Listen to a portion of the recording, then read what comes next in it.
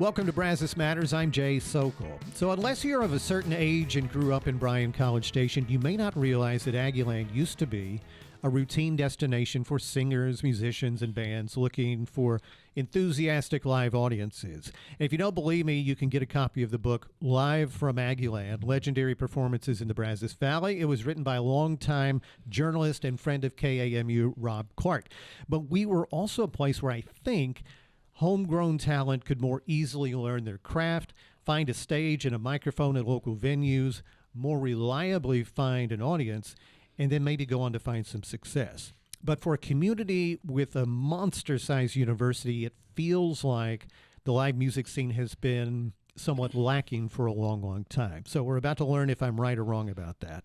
My guests today represent a new nonprofit organization that aims at solving a number of problems for both artists and for venues, while also making it easy for you and me to even know where and when we can enjoy local talent. Representing the Brazos Valley Live Music Association are board members Adam Drake and Jerrod Lane. Gentlemen, thank you for being here. Howdy, sir. Thanks for letting us come on in. Okay, so for organizations like yours, I think they start because there was a void of some kind. So what was the void that led to this? You know, one of the things that I kind of came on this as the third person, you know, like because Jerrod and Hunter Shurtleff, you know, a great local lawyer here, they were talking about how the live music scene has kind of dwindled, and especially like the concert calendars. You go to websites now, and who's playing? Where are they playing? And you go to this website, you go to this website. No, I just want it all in one space. And so they came to me. They're like, "Hey, we know you're into the music scene stuff. We know that you do website stuff. We know that you've done calendars. Like, do you want to come and join the sport?" I was like, "Absolutely," because I love live music. I love music as a whole, and Jerrod can speak to this a little bit more too. But you know, I think we all just needed a little something to have a push to make that happen. And I'll interject because if you can't tell, Adam has a little experience with a microphone. Former radio guy, been involved with live music for a long time. Jerrod, what is your connection to all this? My connection really is like kind of what Adam said. I was talking to Hunter Shurtleff, as we were both board members of the Big Brothers Big Sisters here in town, and having some issues, and also being part of and I'm going to say this as nicely as possible. I mean, we love having opportunities, but my wife works for the system office underneath facilities planning and construction. So she's the associate director over there in the office. And so she kind of came up through the system with Josie Wojtaszki. And so a lot of times we end up being table fillers for a lot of the chancellor's events. And so on any given year over the last 4 or 5, 6 years, is like we go to probably 15, 20 events. And it's kind of the same old hats. You know, it's the same silent auctions, same live auctions, and also being a ambassador for the last 5+ years with the Chamber of Commerce. It's a lot of those things. Love the support that they do. Love our Chamber of Commerce here.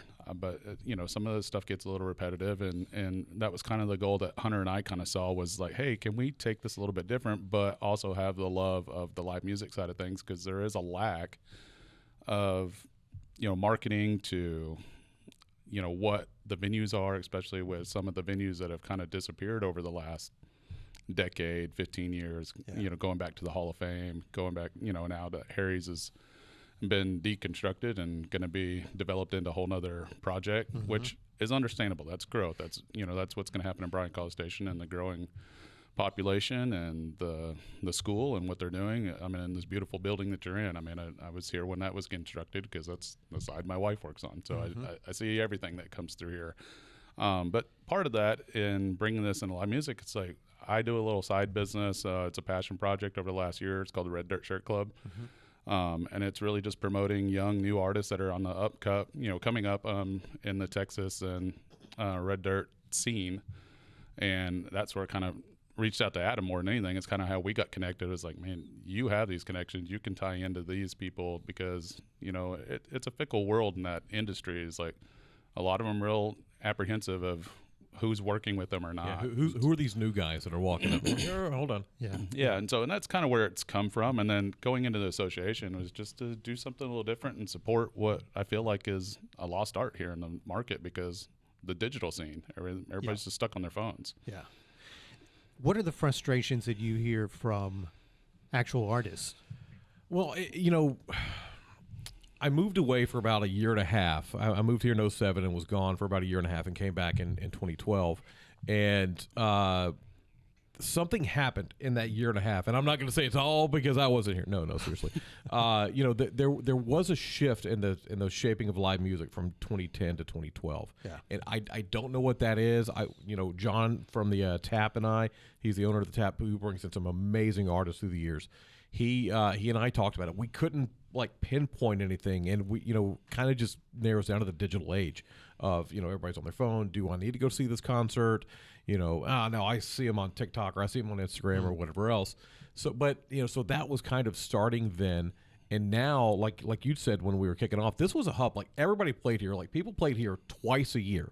Yeah, you would get big name, huge acts in the Texas red dirt scene that would play here twice a year. Now we're lucky to get them once every couple of years.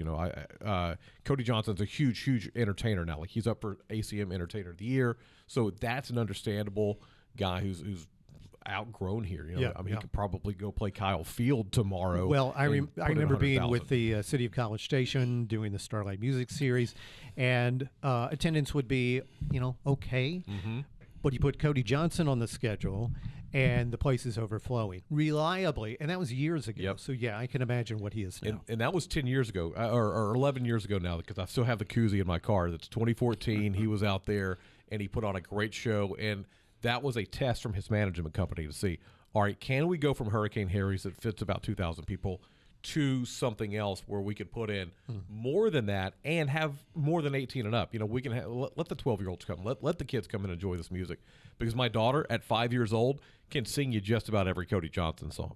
So he and his team really wanted that. And so I think what it just kind of boils down to is these artists are just saying that we don't always feel that love from College Station, and a little bit of it is the marketing side, a little bit of it is because we don't have those venues anymore, like a Hall, like a Harry's. And so they're like, where can we go play? Where can we go do these things? And we want to kind of be that conduit between the cities and the whole Brazos Valley area. We're hitting all the way up to Hearn and Caldwell, and we want to help out all the way down to Brenham and over to Huntsville. Like this entire area is what we're doing, and we want to connect those artists with those venues, with those municipalities. That I was going to kind of interject a little bit, because I've had these conversations reaching out for artists, and I had a booking agent was asking about a young band that's out of the Waco area, and they're like, where can these kids play over there anymore? And I'm like, because they're trying to get in maybe to the Tap. That's always a great place. It's a 500 cap room. You have Stage 12 that most people don't think about with the Brookshire Brothers that's on campus here. That's a nice venue. It's a great venue, but strangely located, but it's a nice venue. It's strangely located, and it's hard to market. And I think hope the Brookshire, Brothers folks are listening and kind of tap into because that's our goal, is to help even those venues. Like, hey, how can we help you get some more talent in here? I know one of the artists that's going to play a venue, or not our venue, but our event next week, and we'll get into that, I'm sure, later. But it's she's played in front of some bigger bands there, Mike Ryan and Chad Cook band here recently, and her name's Molly McDonald, and she's an Aggie, and I think just finished her freshman or sophomore year here, and this is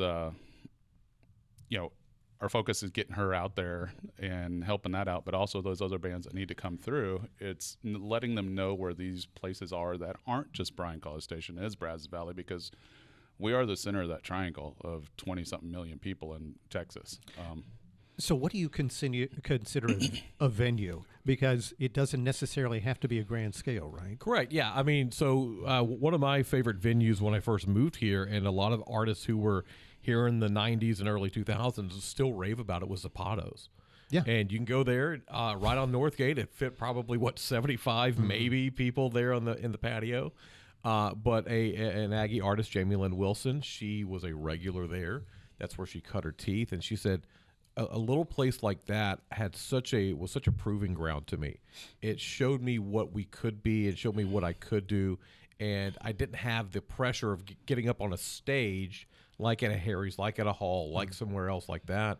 I was on a little, plywood stage. It was probably 3 inches off the ground.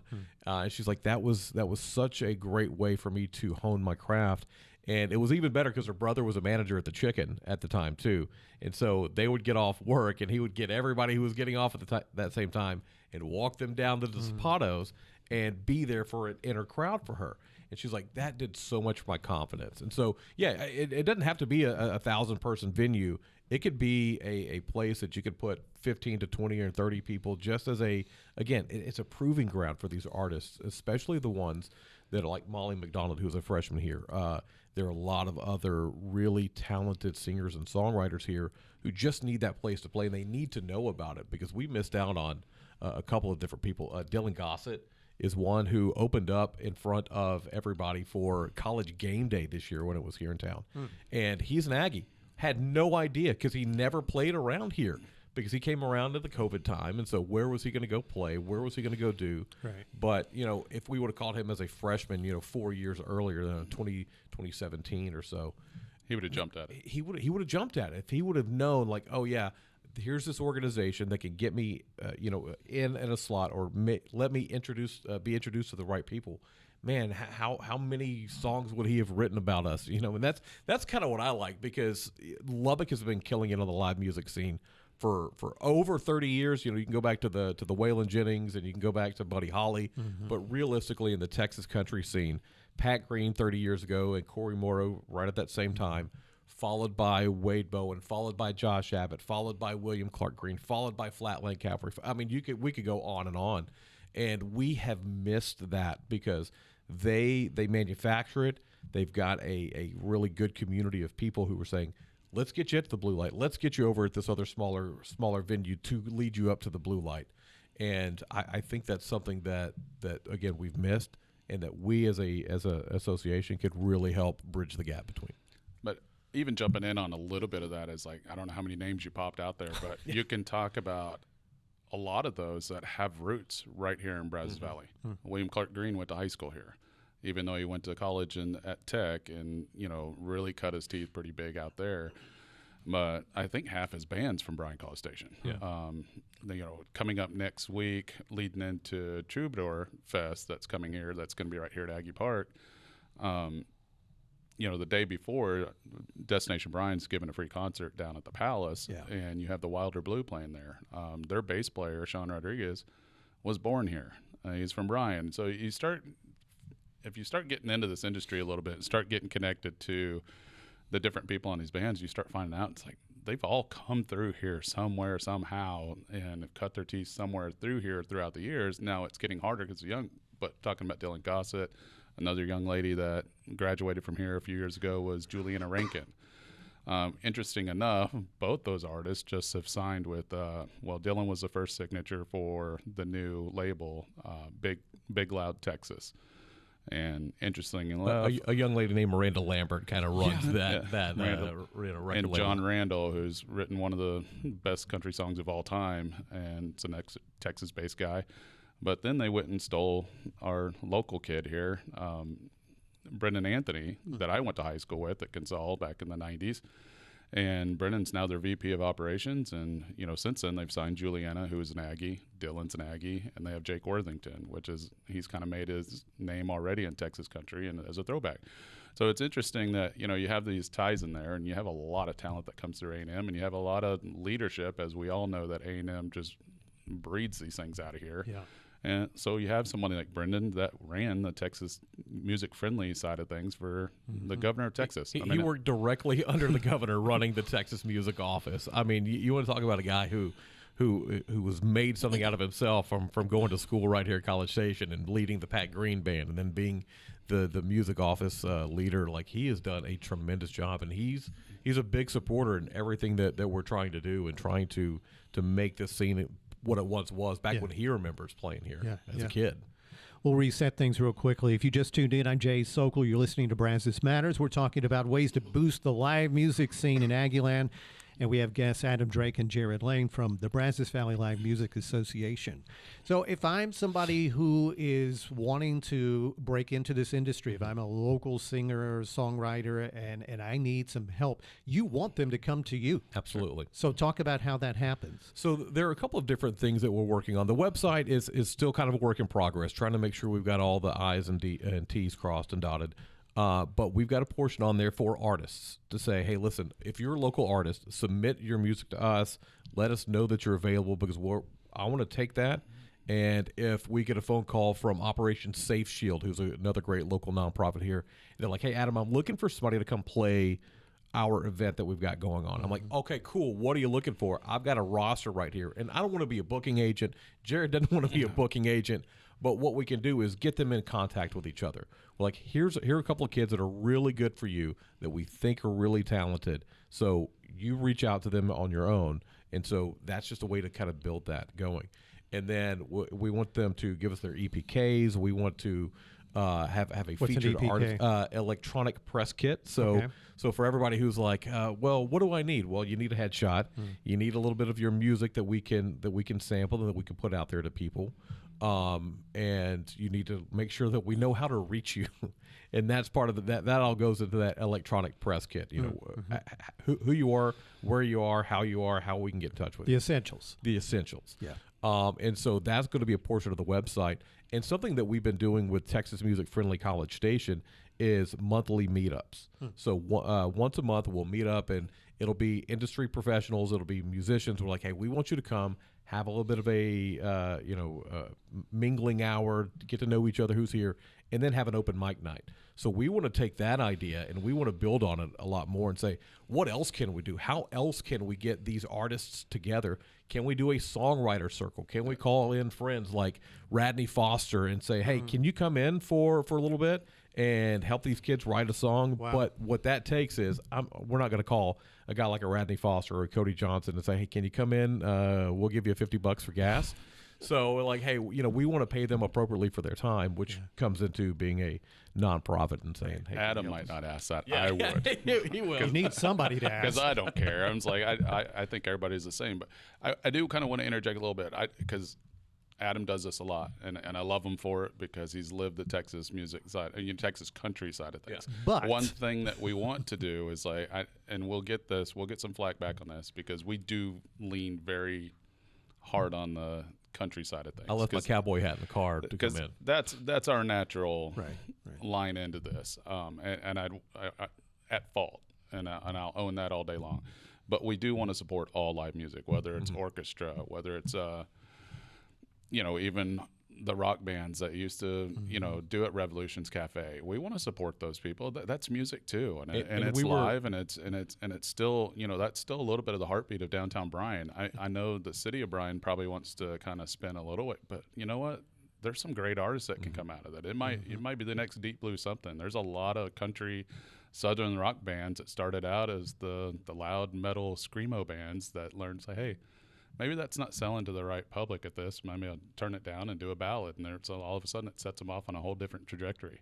I think there was a conversation last night. Someone was talking about Billy Strings about that. And it's like, phenomenal guitarist that wanted to do hard rock, and then he realized he's more of a bluegrass guy. Yeah, and it just kind of spins a different way. It was kind of just interesting stories that you hear about that around here, and we want to support it all. Yeah, so I keep mentioning the Texas country because again, that's kind of what we are. But we do want to do it for everybody. Soulja Boy played at Shiner Park. We're 100% putting that on the concert calendar tomorrow. Yeah. You may be listening to this. You will be listening to this Sorry. after that, but just know that caliber of performer was here. Yeah, and we're putting everything we possibly can, from orchestra, from choral, from country and rock to blues, and I mean all of that is going to be on the calendar. Yeah. We want to help all of these artists, and so we've got a couple of connections that we're working with in other genres to say, hey, can you come in? Can you come and do this for us? Or we want to reach out to the people who are doing that in the communities, like, who do we need to call? Who can we get to come in and do this? Because we definitely don't know everything. Yeah. And we don't know everybody. We've got a couple of friends, the JMG House Band, who does a tremendous job of doing a lot of different things here in town. They were opening or getting ready to open for Bone Thugs and Harmony. And so, like, can we get Bone Thugs down here and do like a little symposium for up-and-coming rappers or aspiring rappers? Can we do something like that? And they're like, I mean, maybe, let's ask. And that's the best we can do. We're going to ask everybody for what can we do? How can we help all music in this town? The worst I can tell you is no. Well, that's right. So you're helping on the artist side. You're trying to help on the venue side. But then there are people like me who just would love to know who's coming and where I can go and when. Calendars are hard. They're really Calendars are hard. There's an expectation that, well, isn't there a centralized calendar? And somehow it's magically updated. I mean, how are you able to pull all that stuff together? Because that's a lot. So I'm going to answer that by going around a little bit, because I love going to different cities. I love, when we go on vacation, we go and do this. I will always go to my phone, get on the computer, like, who is playing in town? And I've gone to Beaumont. I've gone, which there's not a lot going on at Beaumont, but I've gone to Austin, gone to San Antonio, and different places. And you've got to go to like 15 different websites to kind of figure it out. You do, man, and that's a pain. That is such a pain to do. So what I'm doing is I'm going to 15 different websites every week and putting that all together into one. So if you go to bvlma.org, we've got our concert calendar right there on the homepage. And then we've got an events calendar that's going to have things like any events that we're doing, like what we do with Music in the Moonlight, that's also going to have the concert calendar there. So, there's going to be multiple ways for you to find that same concert calendar. But it's me going to the City of College Station's website. All right, they've got a really great events calendar. Let me, cycle it down to just music. Okay, well, they don't have Red's Ice House this week. Let me go to Red's Ice House to make sure they don't have anything going on. And, okay, well, now let's hit Brenham. What does Brenham have going on? What does the Kinney store in Kinney have going on? What does Huntsville's live music scene have going on? And I've got a running list in an Excel file of making sure I hit this place, and this place. But what we also do is we want to hear from these artists too. So listen, if you've got a local gig coming in, let us know about it. And again, you go to bvlma.org, Brazos Valley Live Music Association. Just put it all in simple letters. I mean, it's a lot of work, but if you don't do it that way and you don't have the support of the community to help somebody go through that, because there's a lot of people who have tried to do their own event calendars, and I appreciate it, but if you're trying to create it as a job, good luck. Yeah. I mean, it's just it's not going to pay. You got to sell more than you have to do a calendar side of it. So I think that's why we spun it to a nonprofit, to be able to kind of run it this way. But with that as well is like, because it is a lot of work, but if you don't do it, no one's going to see it, because at some point it's like people our age probably shouldn't follow the tap, and find out that there's $2 juggers on, Wednesdays. But that's what they're supporting, because that's what they've been doing for years and very successfully doing that.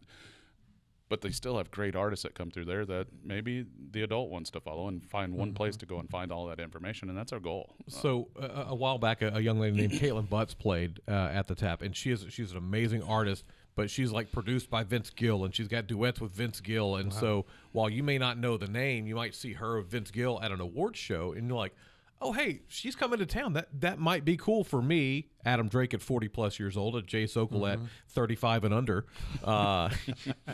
to go and see and to go experience, even though you've never really seen her before, but we all know who Vince Gill is. Yeah. So we're going to do that. And same with, Velcro Pygmies, who is a group that's kind of based or our age. If we're not following, I know they play Shiner Park a lot. If you're not following Shiner Park, you might not know that the Velcro Pygmies are playing there. And so go to this one site, go to this one spot at bvlma.org, and we're going to have it all there for you. So I want to squeeze this in. I know we've got a few minutes left, but I want to make sure we get to this. You guys are having a big event that you hope that increases awareness and also brings in some funding. By the time people listen to this or watch this, that event may already have taken place. But tell me the kinds of funds that you hope to raise over time and what those funds are going to. Like, what do you need money to do? Everything. Yeah. No, I mean, again, a lot of that concert calendar and social media, that's a full-time job. I mean, that's it sounds like I mean, it really is. But we want to also just raise money to be able to do more events. And, Jerrod brought it up a couple of different times. It's the Chili Fest model. We want to put on an event to then distribute money to other people, to distribute money to other organizations that kind of have our same goal in mind. Yeah, and that's kind of what Hunter and I, Hunter Shirtlift kind of helped start this. He kind of had to roll himself off because of Destination Bryan, City of Bryan, and his wife being on city council. He has to kind of recuse himself a little bit on that. So it was pretty quick that we spun with him rolling off that, but still being able to do some of our attorney stuff and setting us up in a 501c3. and bringing Toby on as the other board member on there. But with that, it was just like kind of it allows us, if there's more fundings, to kind of bring these pop-up events like I say this pop-up because we're kind of doing a shotgun approach on this first event, but having 5 artists there that we can at least compensate to get here, even though they're helping us out tremendously on this one, but eventually getting better artists to come in here. That might be a pop-up show at the Palace or at somewhere in College Station, and doing what we can to bring that community together and say, hey, you may not have known this artist, but here's a way to find out. And it could be a free concert. It could be something if we're able to have funds that can help that. Okay, Adam, I want you to close out the last 90 seconds or so by talking about the need for more live music in Northgate. Go. Oh man, that's a very loaded question Right? that I don't know if I have the answers your without getting in opinion. trouble. Live music on Northgate, again, when I got here, was a thing. We had Fitz Willie's that had live music. And by the time I got here, the Dixie Chicken didn't have live music like they had the Back Porch in the late 90s, early 2000s. But, when I was there, we did quite a few shows, whether they're special event, birthday shows, or whatever else. But it's important to get in front of these students, I think, as much as you can. And with all the beds that are going over there, with all these high-rise apartments, I think it's even more vital now to find a place where they can go and experience live music, that they don't have to drive all the way to the Texas Hall of Fame like we used to. They can do it right there in what's basically their backyard. And so it's vital, and we want to work with those artists. We want to work with those venues and say, what can we do to help you get these in there? Because music is the lifeblood of so many things in our world.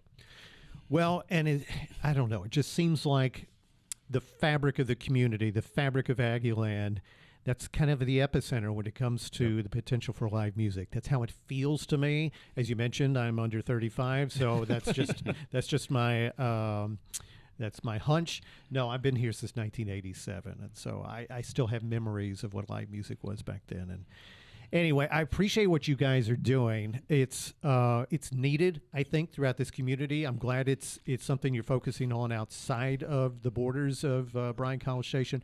But thank you guys for what you're doing. I wish you great luck. The website, I wrote it down, bvlma.org. That's it. Perfect. Adam, Drake, Jerrod Lane, thanks so much for being here. We really appreciate it and wish you guys great success. Thanks, Jay, for everything that you do for our community, and here at KAMU, really love it. You bet. Brazos Matters is a production of Aggieland's Public Radio, 90.9 KAMU-FM, a member of Texas A&M University's Division of Community Engagement. Our show is engineered and edited by Matt Dittman. All Brazos Matters episodes are available on YouTube and on podcast platforms like Spotify, Apple, iHeart, and Amazon, also on the NPR app and KAMU website. We'd love for you to rate and review and subscribe so you never miss an episode. I'm Jay Sokol. Have a great day.